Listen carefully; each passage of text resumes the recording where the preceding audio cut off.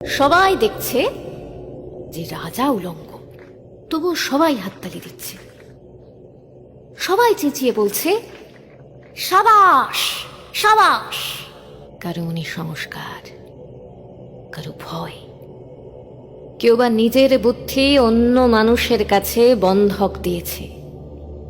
গল্পটা সবাই জানে, কিন্তু সেই গল্পের ভেতরে শুধুই প্রশস্তি বাক্য উচ্চারক, কিছু আপাদমস্তক ভীতু, ফন্দিবাজ অথবা নির্বোধস্থাপক ছিল না।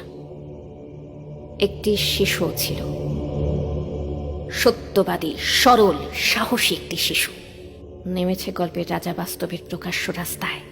আবার হাততালি উঠছে মুহুর্মুহ, জমে উঠছে স্থাপকবৃন্দের ভিড়। কিন্তু সেই শিশুটিকে আমি ভিড়ের ভিতরে আজ কোথাও দেখছি না।